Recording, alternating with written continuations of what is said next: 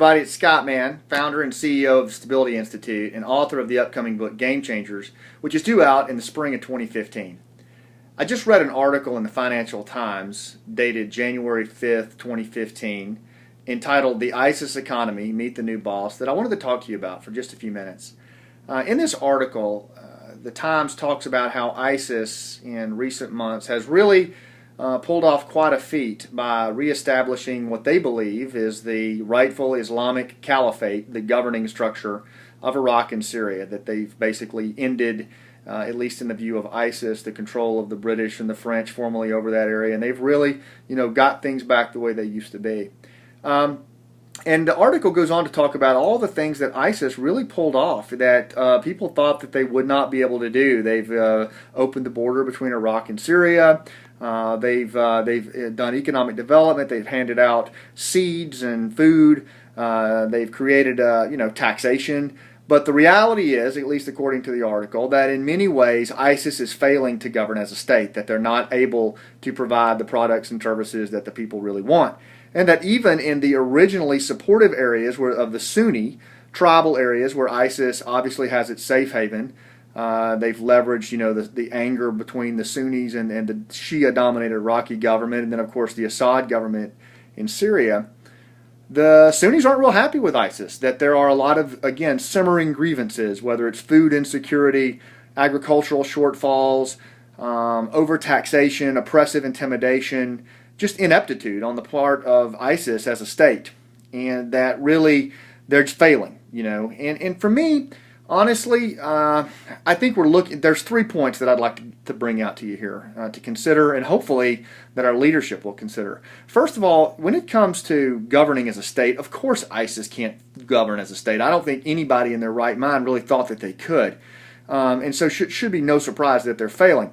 But our approach is also failing. Our airstrikes from 35,000 feet into the very tribal areas where we were working with Sunnis in 2006, 2007 onward with the Awakening and the Sons of Iraq program continues to drive ISIS into the arms of conservative Iraqi Sunnis, even if ISIS is failing.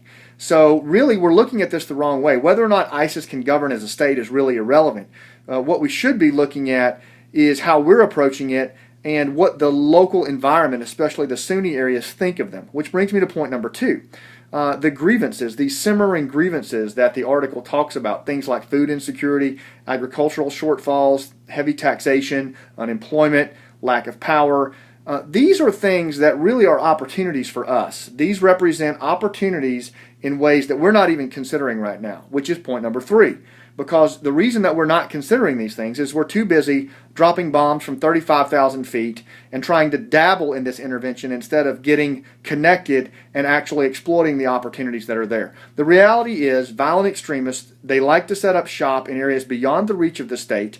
In fact, where there's typically clan or tribal society, that's where they go for their safe haven. And that clan or tribal society is usually at odds with the government. So there's a trust gap that they exploit. And the clan or tribal society is usually beaten down and damaged. And that's what these guys are looking into right now. That's what they're really taking advantage of.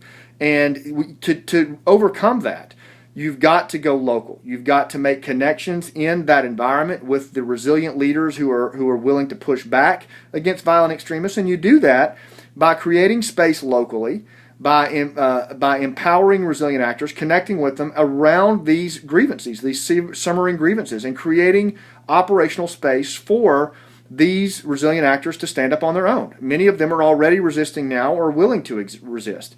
But you've got to get local. That means probably special operations folks, Green Berets and others, getting in there at a local level, working closely with Sunni tribal leaders. Maybe we take in Iraqi special operations with us, but we start building a capacity at a bottom-up local level. Now, that doesn't mean we don't work with the Iraqi Shia government. We do.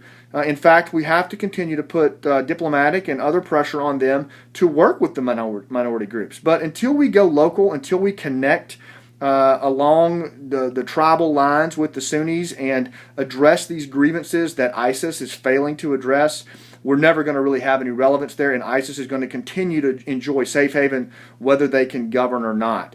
So the bottom line is, if we really want to defeat ISIS, render them irrelevant, and help Iraqis stand up and stabilize their own society, It's time to go local or go home. Until next time, this is Scott Mann, CEO and founder of the Stability Institute and author of the upcoming book Game Changers. I hope that you'll join the Stability Institute website, my website, scottmann.co. Join our newsletter because we need you. We need you in our tribe. Stay tuned for more video, more content, more blogs, and join up with us in 2015 because we need you to change the game. This is Scott Mann. Until next time, thanks for watching.